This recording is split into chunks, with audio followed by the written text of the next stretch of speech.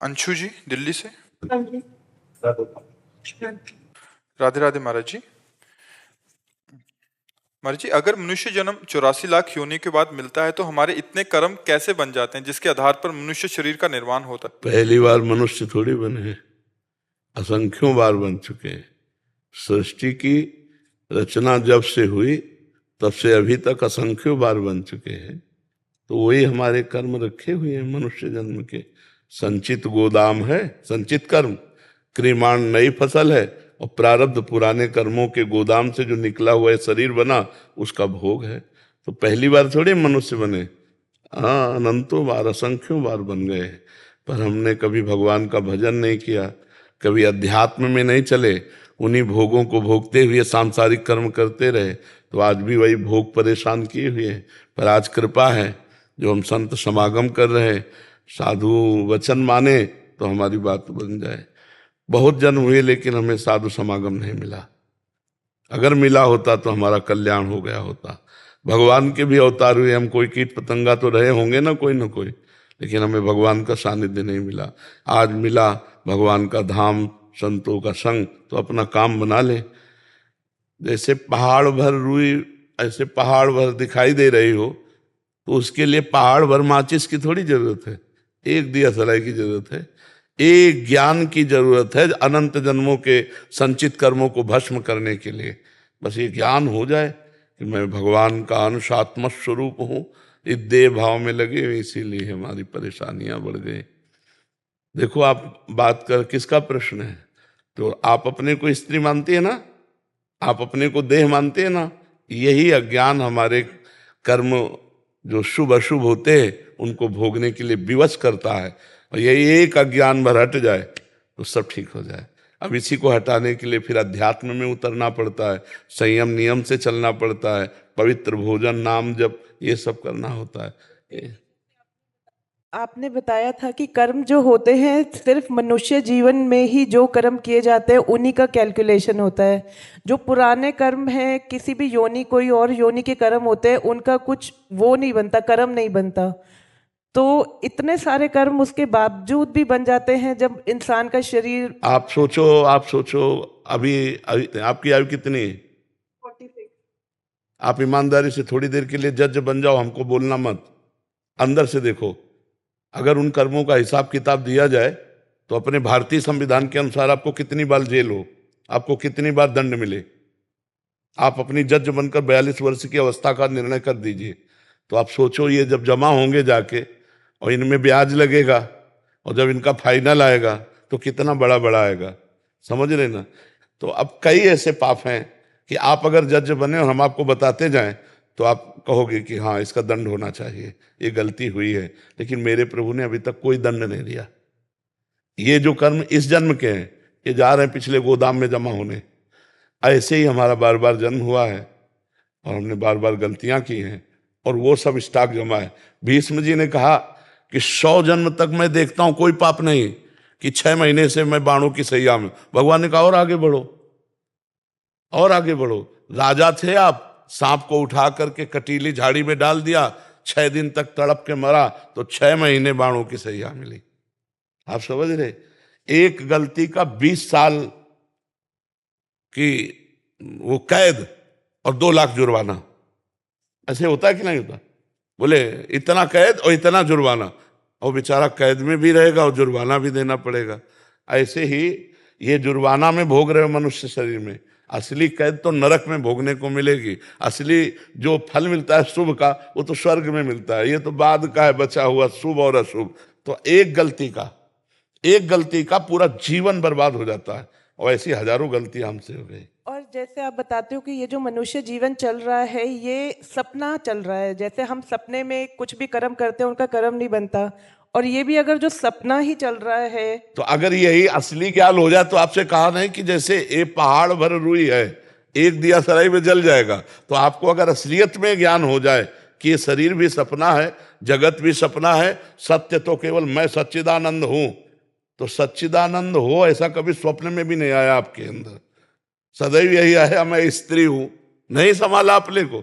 तो ये स्वप्न में अभी चल रही हो, तो फिर स्वप्न में अगर पिटाई हो रही तो बिना जागे वो डंडा लगता है, वो दर्द होता है, नहीं होता? स्वप्न का आदमी अगर पिट रहा हो तो वो जग जाए तो बच जाए।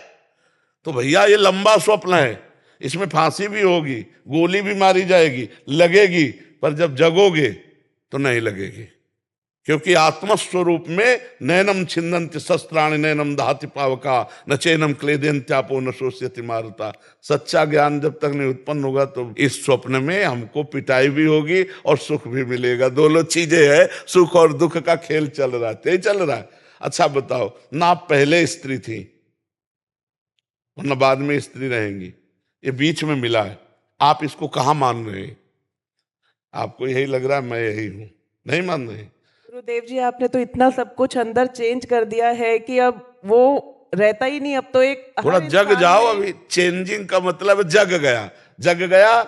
जे ही जाने जग जाए हेराई, जागे जथा स्वपन भ्रम जाई। जिस परमात्मा तत्व के जान लेने के बाद ये संसार खो जाता है, एकमात्र परमात्मा दिखाई देता है। इन सब मंदिरों में परमात्मा बैठा हुआ है। जब ऐसा अनुभव होने लगेगा ना, तब पता चलेगा कि मोह निद्रा से अब हमारे नेत्र खुल रहे, और जहां जगे तो जो वो है वही तुम हो।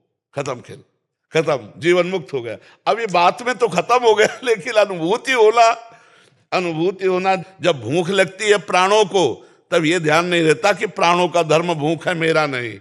जब अलग अलग इंद्रियां अपना अपना वेग धारण करती हैं, तो वही ज्ञानी है जो उस वेग को सहकर शांत होकर, नहीं मैं कोई स्त्री पुरुष नहीं, मैं सच्चिदानंद परमात्मा हूं, इसी में स्थित, तब वो आगे बढ़ पाता है। अब देखो कितना कठिन है। एक व्यसन, एक आदत, एक आकर्षण बलात् गिरा के आपसे वही क्रिया करवा देगी। आप देखो सब बैठे हो, एक चाहत नहीं रोक सकते। एक चाहत के लिए पूरी जेल भरी है, अपनी अपनी चाहतों की पूर्ति के लिए ये जेल भरा है, नर्क भरा है, और रोग ग्रसित होता है। इनको मिटा दे वही महात्मा है। बहुत कठिन है पर सरल भी है। सरल उसके लिए है जिसे गाइड मिल गया। नहीं, भूल भुलैया में सब फंस जाए, लेकिन गाइड वाला वो नहीं फंसेगा, वो इशारा करेगा इधर चलो। तो गाइड कौन है? सदगुरु। उनकी आज्ञा पे चल दो तो माया मुक्त हो जाओ। और सदगुरु की आज्ञा पे चलना बहुत कठिन है। मन की आज्ञा पे चलना तो हो सकता है, सभी चल रहे, सदगुरु की आज्ञा पर मन मार के चला जाता है, ये बहुत कठिन बात है। हजारों को लाखों को चेला बनाया जा रहा है, लेकिन मन को चेला बना ले वही सच्चा गुरु। अपने मन को चेला बना ले वही सच्चा गुरु। तुमसे कोई पूछे कि आप बताओ संसार से कल्याण कैसे होगा, 1 मिनट में बता दोगे आप? नहीं बता दोगे। इतना तो सबको ख्याल है, राम नाम सत्य है, सत्य बोले मुक्त है। ये तो मुर्दा के साथ गाया जाता है, नहीं गाया जाता? तो राम नाम सत्य है और सत्य बोलो तो मुक्त है। परम सत्य भगवान का नाम है, जपो अभी मुक्त हो जाओगे। सबको पता है संसार झूठा है, सबको पता है मरना है, सबको पता है कुछ साथ नहीं जाना, पर देखो ना सब इसी में हाय हाय लगे। तो ज्ञान तो सबको, पर ज्ञान का प्रयोग नहीं है, वो प्रयोग होगा भजन से। जपो राधा राधा राधा राधा राधा, अभी मंगल होना शुरू हो जाएगा। जितना नाम जप करोगे उतना ही मंगल होगा, उतना ही शुद्ध ज्ञान, पवित्र बुद्धि, उतना ही विपत्तियों का नाश, हरि स्मृति सर्व विपद विमोक्षणम, महामंगल हो जाएगा। ज्ञान तो सबको, प्रयोग कर ले।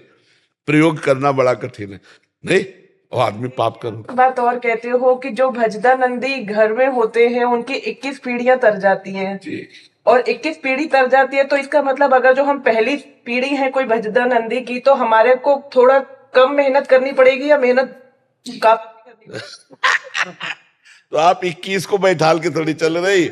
ये तो हमारे भगवान की तरफ से, जैसे हमारे भारत सरकार का कोई बड़ा अधिकारी होता है ना, तो उसका परिवार भी रेल में फ्री चल सकता है। वो ऐसे ऐसे नहीं वो सुविधाएं देती सरकार, तो ऐसे हमारे भगवान ने सुविधा दी है कि यदि एक, क्योंकि बहुत कठिन है ना, अगर एक भगवत प्राप्त हो जाए, भजनानंदी का मतलब भगवत प्राप्त, तो उसकी 21 पीढ़ियां जो जहां भी हैं उनको कल्याण के मार्ग में डाल दिया जाता है।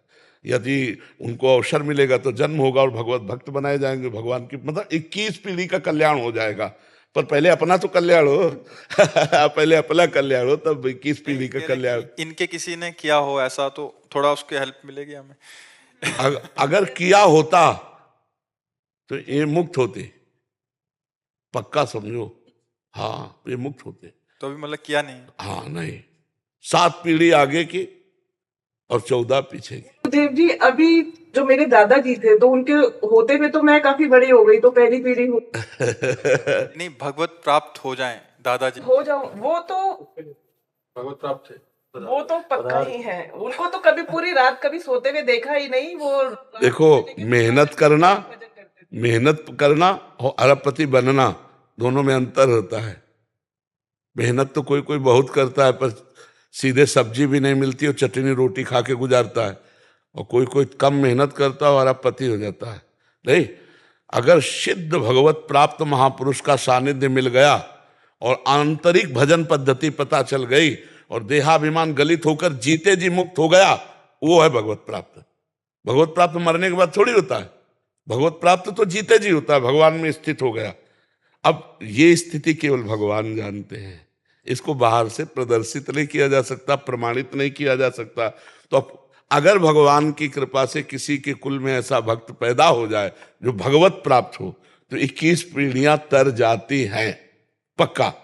तो अगर हम कह रहे तुम्हारे परिवार में कोई भगवत प्राप्त है, तो इतना मान लो कि आपको ये आज जो अवसर मिला है वो उन्हीं की कृपा से मिला है। अगर उनकी कृपा ना होती तो शायद है यहाँ बैठ करके आप इस तरह भागवतिक चर्चा ना करती। अब अपना कल्याण कर लीजिए, हर समय नाम जप कीजिए और भगवान से प्रार्थना कीजिए कि मेरा शरीर राग नष्ट हो जाए, ये जो शरीर अभिमान है, शरीर भाव है, ये नष्ट हो जाए। जी।